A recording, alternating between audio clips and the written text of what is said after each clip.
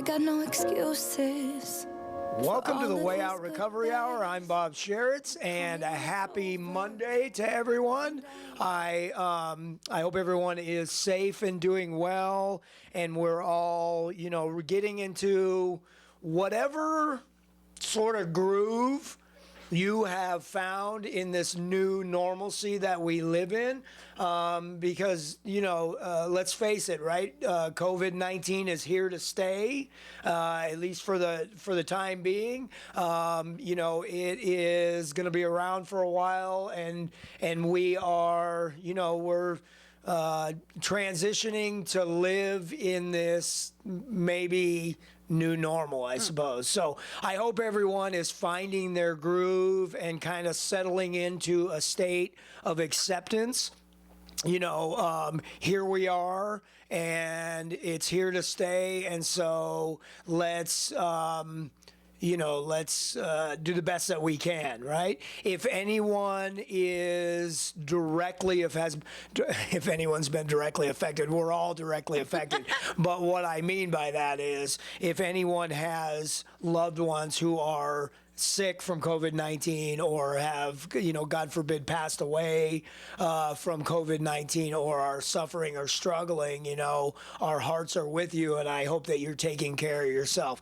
There is a real sort of overlying sense of grief and loss that is permeating neighborhoods in the United States, and I'm sure worldwide as well, because, people are dying and there's a lot of stuff going on. And so all that to say that, do everything that you can to take care of your mental health and to make sure that you are paying attention to your self-care and to your loved ones around you. And I think more than anything else, let's remember to be kind to each other.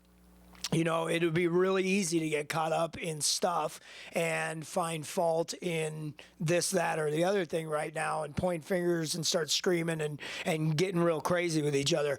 And we don't have to do that. We can find this as an avenue for a kinder, loving, more gentle, more generous society that we live in. So welcome to the show. I'm with my co-host, Melissa Flowers. Hi. Glad you're here with me today. And, something that I got to say to, as far as taking care of ourselves, it's really important. I know that we are socially isolating. I know that we're keeping distance. I know that we're making sure that we're mindful of each other's personal space, staying out of each other's bubbles like we were taught, right? And minding each other's hula hoops. But inside of that bubble or whatever it is, make sure that you're checking in with your pals. I am really grateful that I have a friend like Melissa, not only for the show and the co-host and everything, but she and I bounce stuff off each other, and we help keep each other relatively sane. relatively sane, right? And so, get yourself a pal, because it's really important, especially through times like this. I want to remind everyone that the Way Out Recovery is open for business. We are helping people absolutely through this, through their substance use and mental health in the middle of this pandemic. We have live groups, socially safe and distanced, masks on, keeping space, and making sure that nobody's getting sick in our environment. But what we found is that we have to meet with each other. The virtual meetings are awesome, and if that's what you got, then cool, right on, use it. But we should be doing both, right? Virtual meetings and live meetings. And what we found is that person-to-person contact in the world of mental health and substance use, just being in the same room with somebody else who is going through what I'm going through makes a difference. And so we have made the decision to open back up, and we've been running live groups for about a month now. And we found that it's made a difference. You're getting healthy, And so we are open for business. If you or someone you know or love is struggling or suffering with substance abuse or mental health, please give us a call at 661-296-4444. Again, that's 296-4444. You can go to our website, thewayoutrrecoveryscv.com, and you can submit for a free confidential assessment, or you can submit a request for some kind of interaction by sending us an email through our website at thewayoutrrecoveryscv.com. We are in and out of the office. We're not spending a lot of time just hanging out in the office. Otherwise, I'd say come drop on by. But if you need to see us, please call and schedule an appointment, and we will be there for you in person to meet with you or your loved one. Again, 296-4444. What we are going to look at today is a couple of different things. We want to do this show so we can offer people tools and help, especially through this time of uncertainty that we're in. In the way of coping skills. But we also want to talk about what's going on currently. What is happening right now is that we're getting a lot of calls from people's loved ones. So what's happening is, in this stressful time, a lot of people who have not crossed the line into addiction via their drug use or drinking, are now finding themselves at an increased use in either the drug or the drinking, and they're crossing that line into an addictive state. However, a lot of people are not personally recognizing that for themselves, but their loved ones are watching them sit at home right now with this extra time and this extra stress, and really turning on some new behaviors that are concerning their loved ones. So we're getting a lot of calls from friends and family members of people who may be crossing into a line of addiction and don't know what to do. So we're going to talk about a couple of things. How do I recognize if I've crossed that line? And what do I do if I'm a loved one who really wants to say something to the person I'm concerned about, but doesn't know how to do that? So stick around after this break, and that's what you have in store for you on this show. So anyway, come back after this break. I'm Bob Sharits in studio with my co-host Melissa Flowers, and we'll be right back after this message. We all know sometimes people lose their way. If you or someone you know is struggling with addiction, the Way Out Recovery SCV may have the answers you've been waiting for. The Way Out is the premier intensive outpatient treatment center serving Santa Clarita. Asking for help is the first step. Call The Way Out today, 661-296-4444. That's 296-4444 for a private free assessment. The Way Out is an accredited, affordable outpatient program that accepts most insurance. Call us at 661-296-4444 or check us out online at thewayoutrrecoveryscv.com. Quit battling with yourself. Ask The Way Out for help today. The coronavirus has put us in a position of creating a new normal. Family Law at Home understands. Their goal is to meet you in the safest place possible. And these days, that might be in your own home in a virtual meeting. Family Law at Home will provide you with immediate advice on your family law matters, such as divorce cases, child custody disputes, and domestic violence. It's as easy as going to FamilyLawAtHome.com. You'll choose your own consultation date and be in immediate contact with one of their esteemed attorneys. Family Law at Home handles the legal aspect while you and your family navigate the new chapter in your lives. Go to FamilyLawAtHome.com. Hi, I'm Eric Goldhurst, Head of Operations for Burger King North America. Throughout this time, we've taken steps to take care of our guests. And since we know many of your jobs have been affected by this crisis, we want to help make sure you're taken care of too. If you are looking for work, we are hiring. And there's a spot on our team for you. We know that we'll get through this together, as long as we keep taking care of each other. For more information, call 253-3283. That's 253-3283. 98.1 FM and AM 1220, the community's choice. Thank you, KHTS, for keeping me posted with the latest on COVID-19.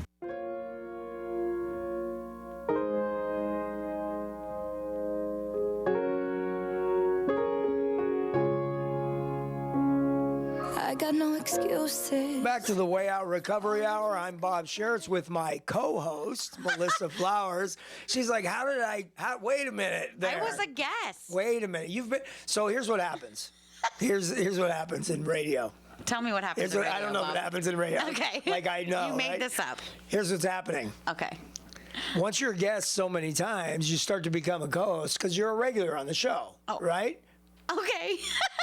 And what happens eventually is you get to be the host of the show, and I get to be the co-host. It's so funny because you said co-host, and my head was going guest, regular So guest. my co-host, Melissa Flowers, and the reason that I bring you on so often is because you and I work together, and we're seeing the same things, but we each have our own perspective. You know, we don't see the same people at the same time all the time.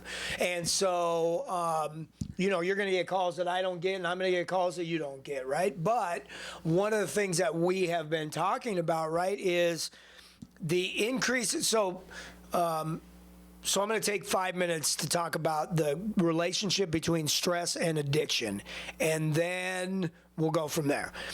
What happens in so roughly 80% of people who use drugs or drink do not ever become addicts. I'm going to repeat that because most people think, oh my God. Everybody who drinks right? and uses is an addict. Like, well, especially from our point of view, right? Yeah. But better than 80%, or roughly around 80%, it's actually a little more than that, of people who drink or use drugs never become addicted to those drugs. What crossing a line to an addiction, the very simple explanation of, okay, what's the difference between addiction and not addiction, right? Addiction constitutes that you will have some kind of, and maybe serious, problems as a result of your drinking or using that you are aware of on some level, and you still continue to use the drug or drink. So that can, you know, there's a broad range in there, right? And so from a very simple range, it could be something like this. You know, I'm smoking weed as a teenager, and my parents are coming to me and they're saying, we're really concerned about what you're doing here. And so the problem is that as a result of my marijuana use, it is creating difficulty in my relationship between me and my parents. I'm aware of that. I know that my parents don't want me smoking weed, and so I know that there's a problem there, and yet I go, whatever. You people are crazy. I'm going to keep doing what I'm doing, right? Which is an indication that my marijuana use is extremely important to me, more important than the concerns of my own parents, right?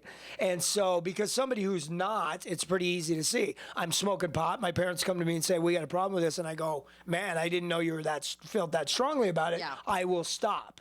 And when I can make my own decisions at 18 or whatever, maybe I'll choose to pick it back up again, or, you know, I'll see what that looks like, right?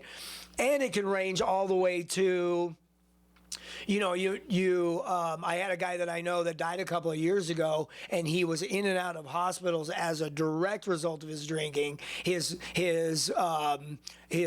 organs were shutting down as a result of his alcohol consumption, and he knew that, and he still continued to drink, right?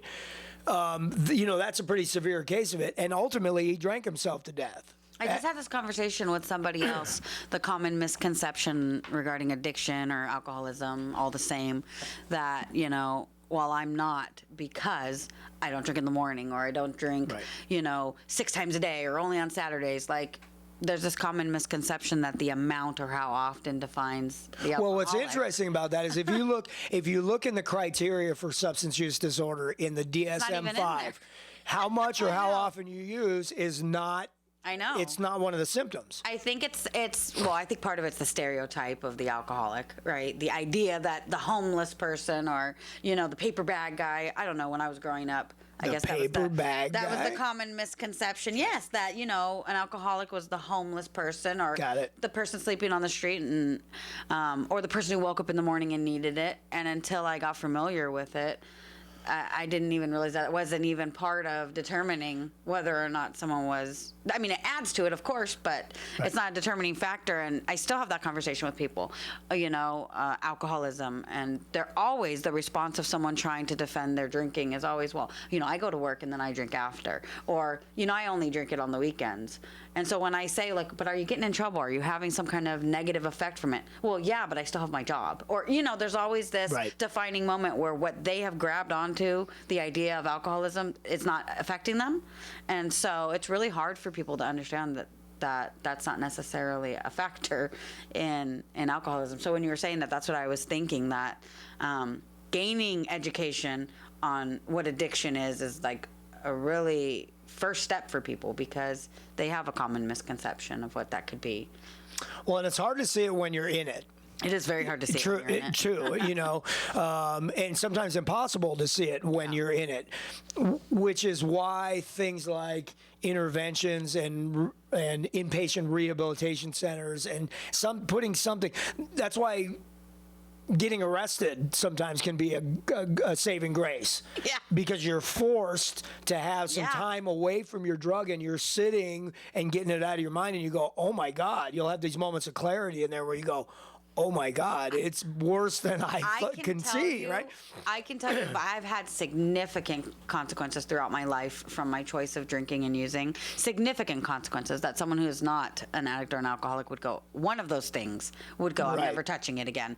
And there was always a reason or a justification in my mind as to why, if I did it differently, it would work, until getting arrested. And had I gotten released, no matter how bad the circumstance was that put me in there, had I got released, I know I would have picked up a drink, because there wasn't enough time between the drink and the consequence for me to really come to a place where I realized it was the alcohol. Right. But having that time to sit in there, I had this moment of clarity like a month in, where I was like, oh my gosh, I wouldn't be here if I hadn't have drank. But it was a month in before I was like, oh, you can't get a DUI if you don't drink. Well, and the ability to get the drug. So let's go through that same scenario.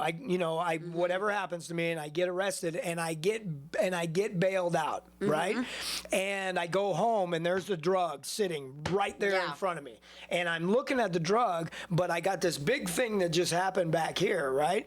What happens to me is my brain looks at that drug and says, I need to figure out why all of this back here had nothing to do with that right there, so that I can continue doing that. Yeah. And so my brain will start to go, it'll start to make up that story. That's what I did my whole life. Is that, God, it's not my drinking, it's that I drank whiskey tonight after, and that's what I need to do, is just never drink whiskey after I've had wine or whatever the scenario is, right? And I start to make up all these stories, right? Or it was the other guy's fault that I got in the wreck. It doesn't matter that I was drinking somebody else, right? And so my brain does this weird thing.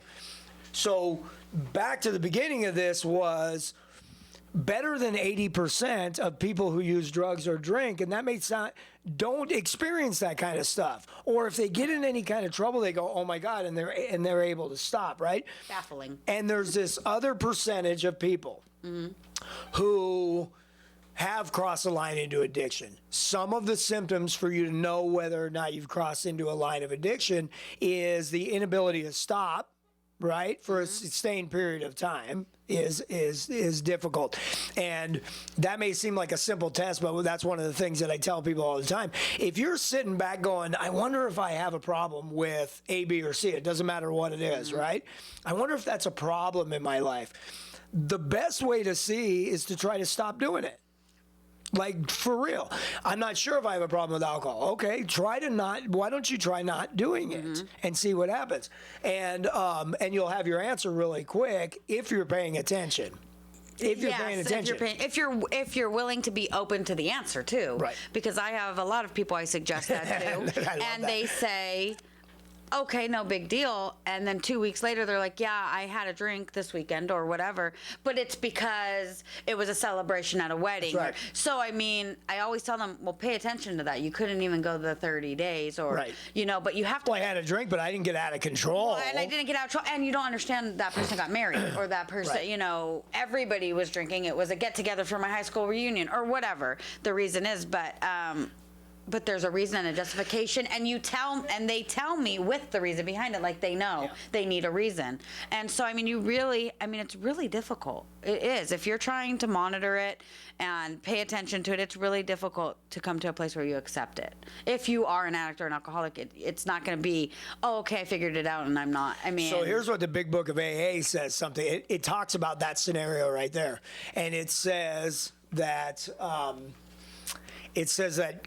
given in the light of what happens when you drink, sometimes, not always, but in the light of the consequences of drinking, right? There's no excuse. Yeah.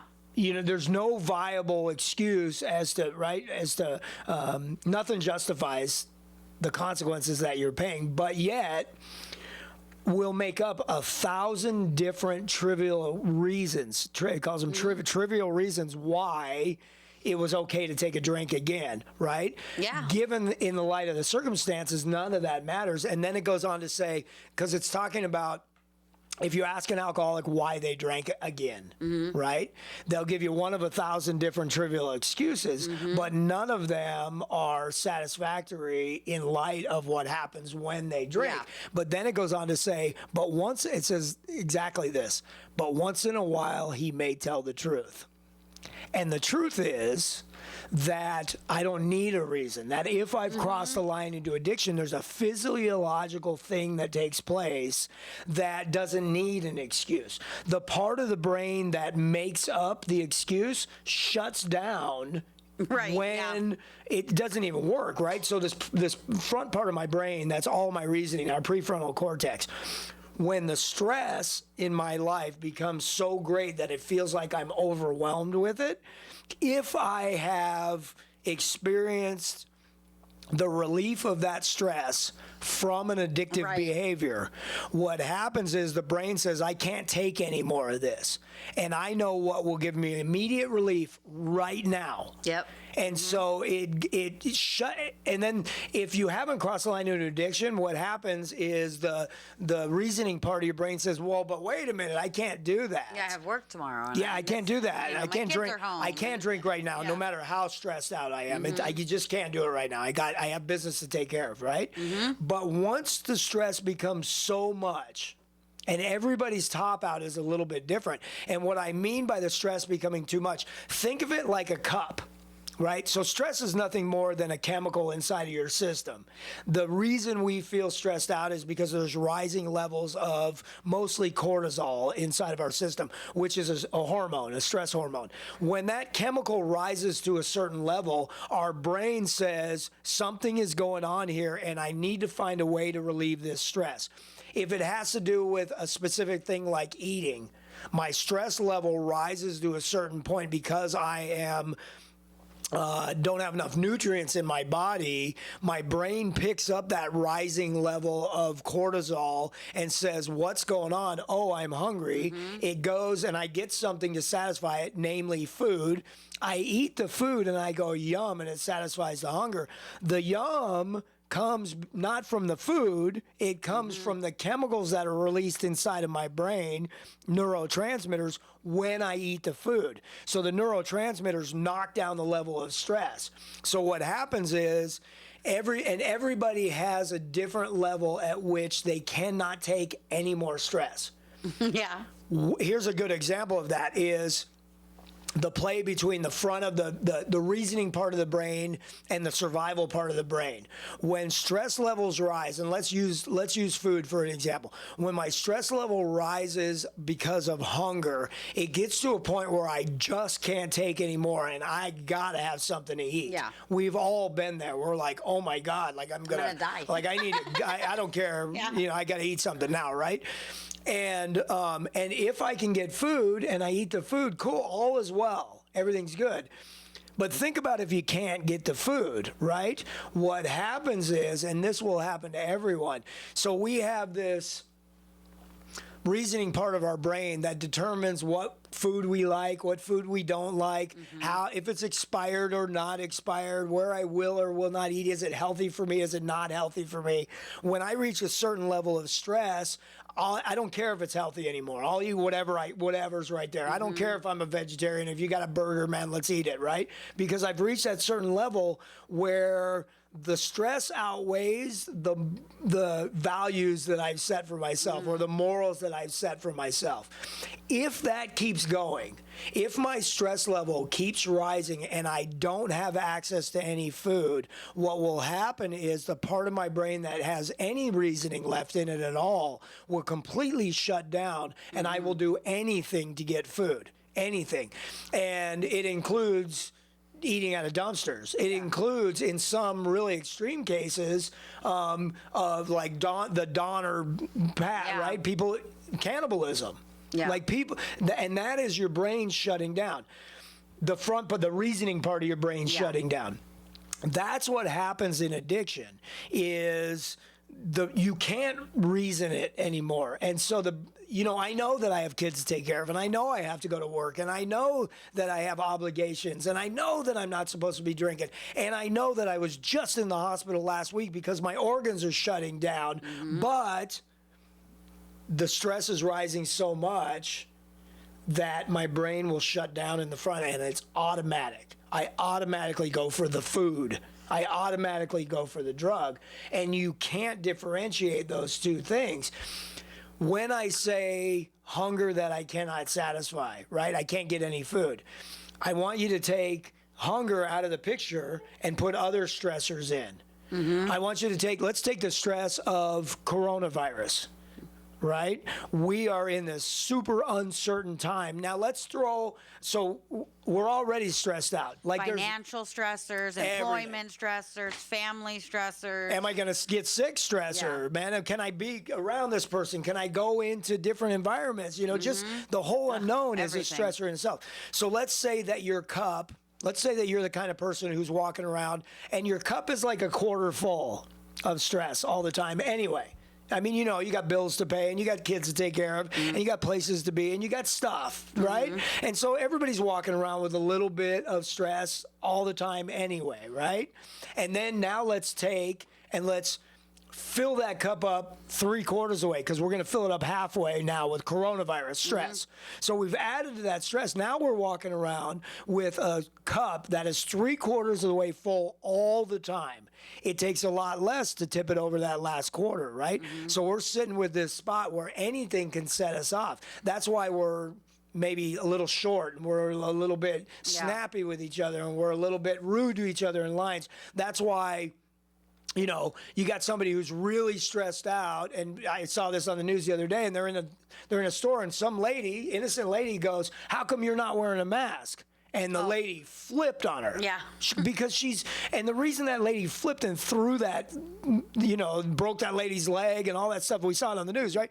The reason that happened is because the person who assaulted that woman is walking around with her cup full.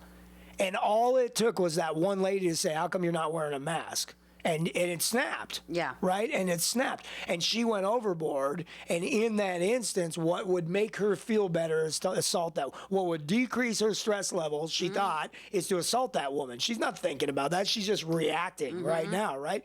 Same thing happens in addiction. So now let's back up and take why people are crossing into a line of addiction now who previously weren't.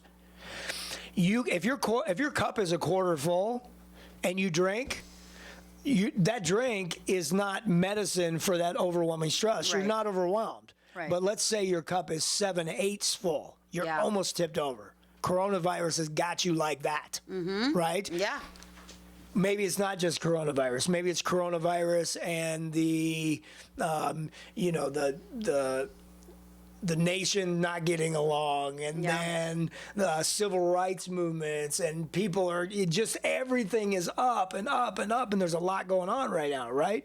And so now I'm really stressed out. Well, that drink that I used to have all the time is not just a drink anymore. Yeah. Now it becomes medicine, right? And when my drinking or my drug becomes medicine for my stressors, it has a different relationship with me. We have a different relationship. Now try to take my drink away from me.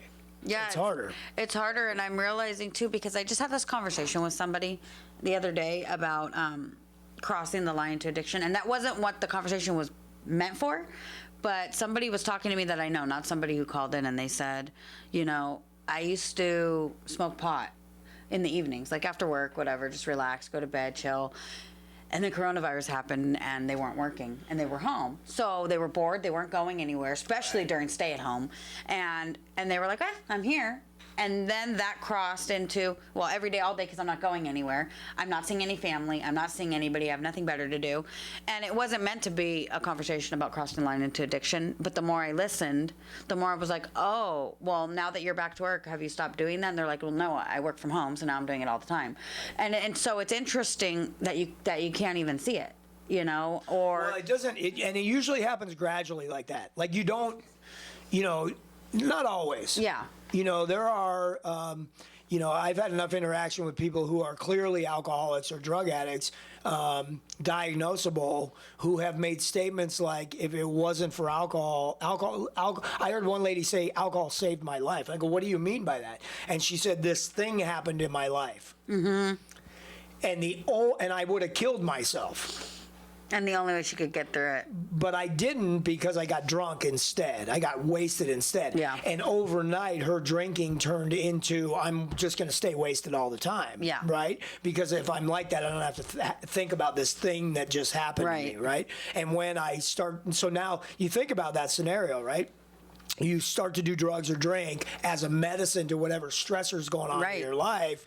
And now what happens is I go, oh my God, this has become a problem. So let me stop. I can't drink like this all the time. Let me stop it. I start taking away the alcohol, or the drug, whatever. I start taking that away, and now this thing that I'm trying not to look at gets bigger and bigger and bigger and bigger. And on top of that, I now have the physical stress, of the drug being taken away, right? Because there's always some level of withdrawal associated with stopping. Always. Yeah. I don't care on what, you can't always feel it. Yeah. But maybe. Yeah, on some level. Yeah, right? Like I don't smoke that much pot, but let me stop smoking today. I guarantee you. Irritability. I'm going to be like, oh, I'm fidgety. I'm going to be like, because my brain is purposely adding that stress. Yeah. To get me to go back to the drug, because it's my medicine. You know? I can see how people cross the line into addiction, especially in COVID, but I can see how that happens and you wouldn't necessarily know it. So let's help people see it, right? You mentioned some of the, so if you're sitting at home right now, which a lot of people are, a lot of people are. Even if you're not working, maybe you're working from home, right? Or you're going to school from home. You're just... Everything's from home. You know, we're at home a lot more now. We're not getting out like we were.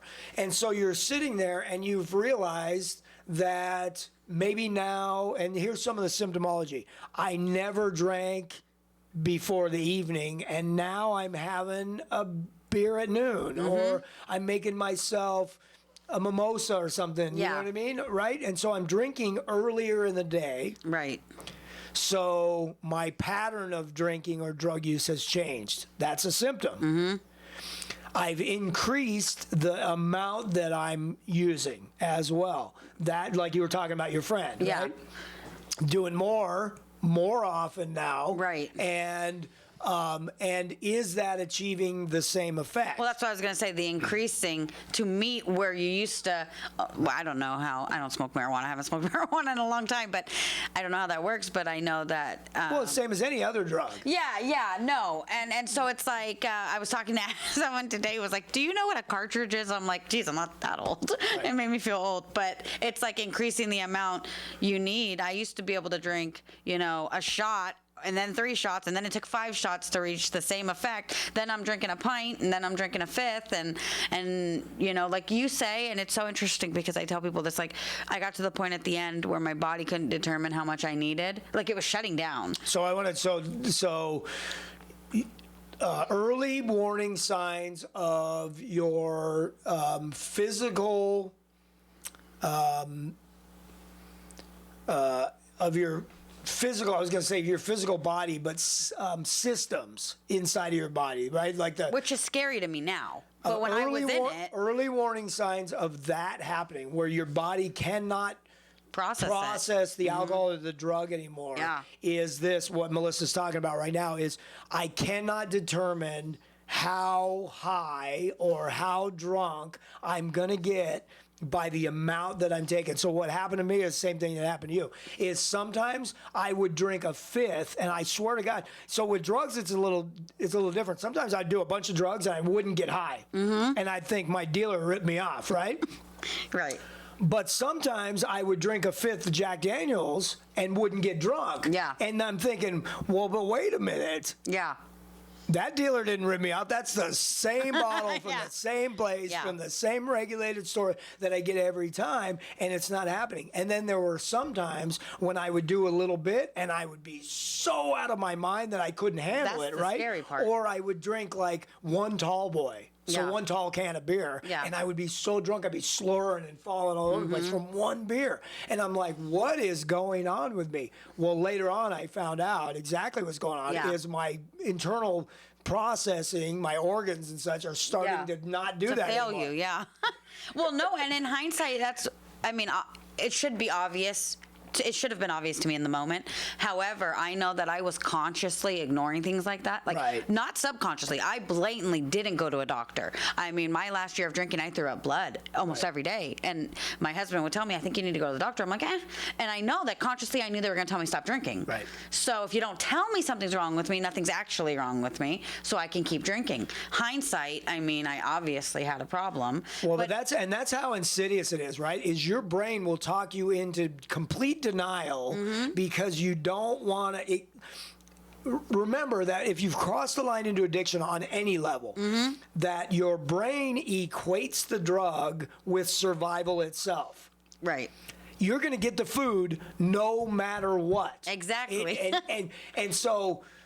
Am I going to weigh it a little bit? Right? Okay, so well, that's why I didn't go to the doctor. Because then I would actually have to weigh out. They told me something's wrong with me from the drinking. If I don't go, then I'm probably just assuming it's the drinking. And, so that's part of it. I didn't want to hear that it was, because then I'd actually have to weigh it out. Now, at that time in my life, I still probably would have continued to drink because I had significant consequences and was drinking. But it's to the point where I knew that, but hearing it would have been different.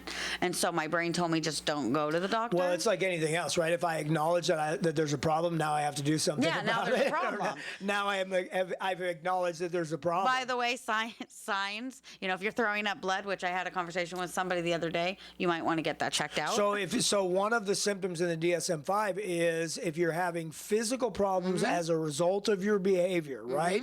And you still continue to participate in the behavior. Right. That is another side. Putting yourself in dangerous situations. I was just going to say that. So I know I'm drunk, but I'm running out of booze, and I got to get down to the store, so I jump in the car to drive. But it's only a couple of blocks. Right. See what the brain does? Yeah. It goes, you know what? It's only a couple of blocks. I'm not that drunk. Yeah. If you're meeting your drug dealer at 2 a.m. in a back alley and putting yourself in danger to get it, you might, there might be something to look at. Right, that's putting myself in dangerous situations. Now, let me equate that back to the food thing, right? Is if I get hungry enough, I'm going to jump in extremely unsanitary dumpsters in any old neighborhood behind and not give it a second thought. Maybe I'm looking around a little bit scared, but I'm going to follow through with it, right? Putting myself in dangerous situations to continue the behavior. Right. The reason if you haven't experienced that, you stand back and go, oh my God, like this is why 80% of the population who drinks looks at people who have crossed into addiction and go, how come you can't get a hold of this? I drink, and when I need to, I stop. Because your brain, the drink is just something to party with. Yeah. Just if something you've you're crossed doing. into a line of addiction, your relationship with the drug is not the same anymore. You know, I've had people ask me too with the drinking. Well, I don't put myself in dangerous situations. I Uber, I do this. And you know, one of the things I especially with the women, you know, if you're going to a bar and getting drunk and going home with somebody, or, you know, even something that seems like, oh, that's not that big of a deal, that's a dangerous situation. You're putting yourself in a position where you don't even know the person. There's a lot of things that don't seem dangerous because we're alcoholics and we like to justify everything we do, but things that people don't do. They're just things that people don't do. When I found out that 80% of people, give or take, were not, I honestly thought it was BS.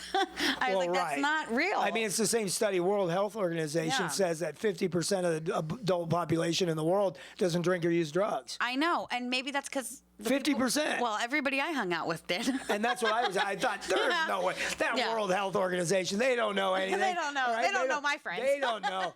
Because I thought everybody does something, right? Everybody at least smokes a little bit of weed. Yeah. I mean, come on, right? That's not the truth. No, and the reason I thought that is because I go, what everybody does? And they go, no, everybody you know does. Right. Because I'm hanging out with people wait. who do. Yeah. No, Right. I think it's so important, too, for people, family members, to hear this. Like, when you do this talk for our clients, when you do a presentation for their families, it always baffles me because I know the information, but I gain so much more from hearing you explain it.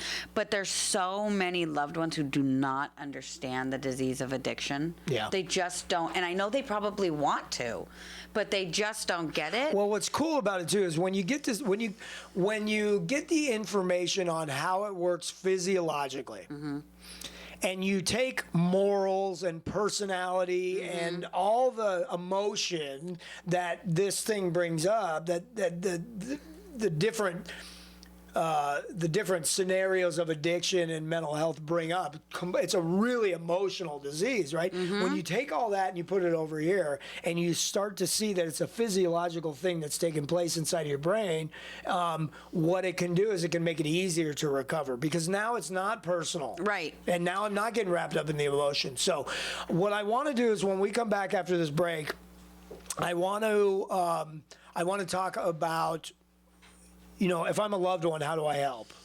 Like, what do I do to because I'm getting that a lot, you know? Yeah, me too. We'll be back in a minute. This is the Way Out Recovery Hour. See you in a minute. And now, a cooking tip from Keith Mowry of Bob's Country Meats. Cooking brisket is simple, whether you do it in the oven or on the grill. Okay, briskets come out nice. You want to brown them up real good on the barbecue over medium heat. Season them up however you like. Wrap them in foil. Put them on the other side, go down to a low temperature, low heat, and let that go for about 2.5, 3 hours, just on low with the lid closed. For the tastiest brisket in town, visit Bob's Country Meats on Soledad in Canyon Country. Loss of hearing can affect the quality of life. Santa Clarita Hearing Center can help. They specialize in both preventative hearing loss and corrective measures, including diagnostic tests, new technology hearing aids, cochlear implants, hearing protection, and tinnitus treatment. They can adjust your current hearing aids or fit you for new ones. Santa Clarita Hearing Center also offers sleep molds, swim molds, and musician monitors. Book an appointment today. Log on to SantaClaritaHearingCenter.com. Located on McBean Parkway next to the hospital. That's SantaClaritaHearingCenter.com.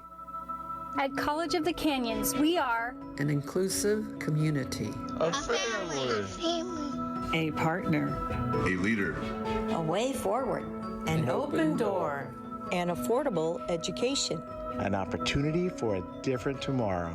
Fall classes begin in August. The time is now. The place is here. Enroll now. Canyons.edu/schedule. Your hometown station. I love my Dodgers on KHTS. 98.1 FM and AM 1220.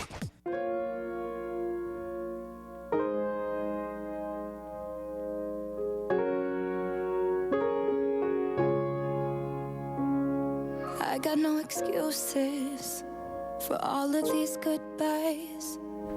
Welcome back to the Way Out Recovery Hour. If you are just joining us, we have been talking about something, you know, it's not new, but it's it's on a spotlight right now. You know, there's a lot of people that are sitting at home crossing a line into addiction, and because of increase in stress and time on your hands. It's that equation right there, you know, is we're working from home or we're sitting at home. We don't have, we don't have outlets like we did going out and doing, you know, and so, and we have a huge increase in stress. And so what used to be a couple of beers a day to just take the edge off at the end of a long workday has now become a daily habit of beers all day long.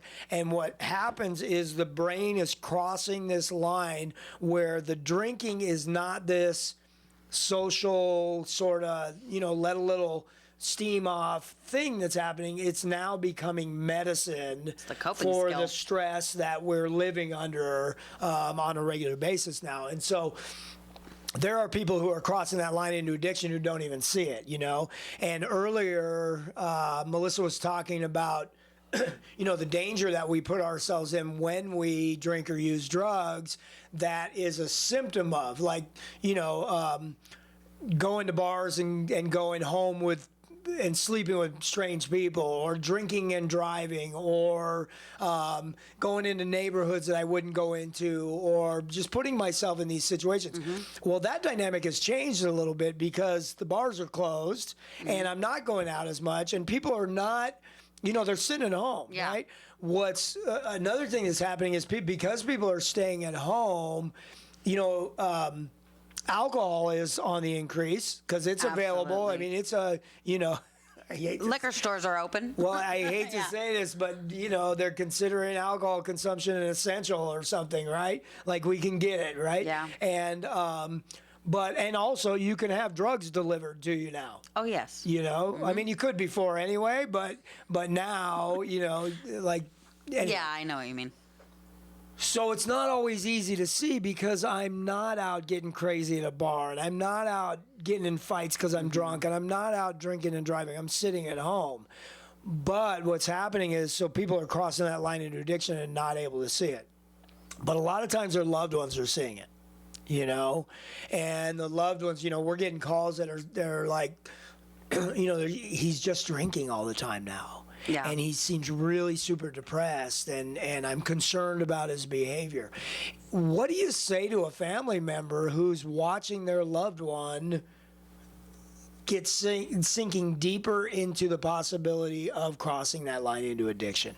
Well, a lot of times I like to ask them where they think their loved one is at. If I was talking to their loved one, what would they say about it? Okay, yeah, right. You know, I mean, because I'll gladly talk to a loved one. I'll give direction, guidance. I'll even set up an appointment. But ultimately for treatment, right, they have to be willing, especially if it's an adult. However, I do like to know where they feel they're sitting at. Like, have you discussed this with your loved one yet? Sometimes they haven't. Sometimes they're sitting back and they're just... So what if the answer is no? I'm watching them, but I haven't said anything to them, right? Well, I would suggest that they have a talk with them. That have that conversation with your loved one. Have a loving and kind, not accusatory, shameful conversation. Like, don't go into it with, you're not doing anything with yourself. You're ruining our lives. You're not like you used to be. Right, you know, you don't go into that. I would suggest they go into it with loving, you know, over the last couple months we've noticed, you know, this has happened. Is there something we can do to help you with that, you know? Or even simple, like, here's a really good way to do it, is always lead with I love you. Always. Yeah. Always lead with I love you. Yeah. Man, I love you more than anything. I am so, but I've noticed I'm concerned. Yeah. I'm concerned. Yeah. And so and then you know, and not to tell them what you think is happening in their life. I love you. I'm concerned. I've watched your drinking increase. What do you think about that? And then sit back and listen. Right? Yeah, always, because like the family members that typically the ones I've been talking to have mostly already had a conversation with their loved ones, but the ones that haven't, a lot of them, it's fear. Like, I'm afraid that. So if you can't do that, one of the things that we do is help have that conversation. Well, yeah, and I've had that conversation with people where I say, well, why don't you come on by? And then we can sit down together, or I can sit down with them, or they can call me, and we can talk about it. But for almost 99% of everybody I've talked to who hasn't talked to them, it's fear-based.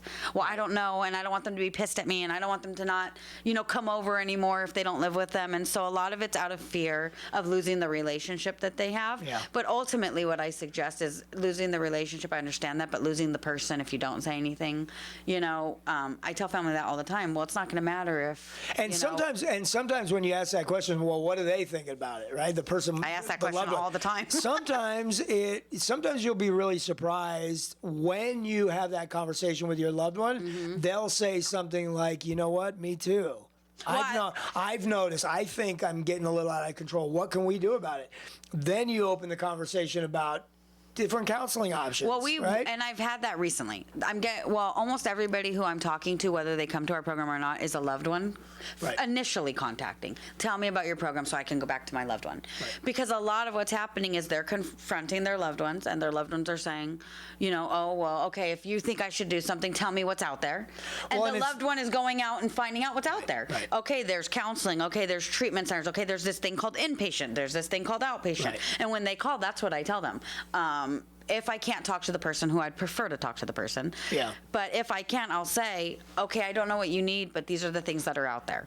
I give them a whole list of resources stemming from AA, 12-step kind of community support, all the way up to, okay, well, and I love when you get like our guy today, right, where he goes, well, it's their idea, but while I'm here, yeah, I might as well take advantage of it. Not from a perspective of I don't want to stop, but from a perspective of I don't think I need the help to stop. But since I'm here anyway, right? Yeah. Because I've actually got a lot of that. That's lately. open-minded. I've got a lot of that. I'm even talking to adolescents who are normally doing it. My parents are making me, and you get a lot of that. I'm even talking to adolescents now who are like, I'd like to get information on it. Sure. I don't know what I want to do with it, but tell me about it. Give me an education. And there are a lot of people who are resistant to coming, and once they come, whether or not they stop, they leave benefiting. Yeah. They leave saying, "Oh, I really didn't know that. I really didn't know." So about here's the work. in the brain. In the interest of wrapping up the show, I want to say what the work is for the loved one who's had that conversation. And the person they're concerned about says, no, I don't have a problem, and get off my back, right? Right. But you can see it and they can't see it. What I would say to that loved one is this, is that there's a whole lot of work to do, and the work that may need to be done may not be the person that you think it needs to be done with. It may be you. Setting healthy boundaries and determining what you are okay and is healthy for you to live with or not live with is the work that you need to do. If it weren't this person that I was emotionally attached to, would it be okay for somebody I rented a room to or a perfect stranger to be doing what this person's doing inside of my home? If the answer is no, then my personal boundary says no, that can't happen in my house. Now the work begins. How do I take steps to change that, right? I think that's the biggest concern for our people or our family members, is the fear of when I set the boundary. Right. So it's working on that, absolutely. So I'll say this about healthy boundaries, and maybe we'll pick it up again in a couple of shows. Healthy boundaries look like this, that I'm going to make this decision for myself no matter who's on the other side of that decision. Thank you for being here, Melissa. Thank you. I'm Bob Sharits with my co-host, Melissa Flowers. This is the Way Out Recovery Hour. We'll see everyone next week.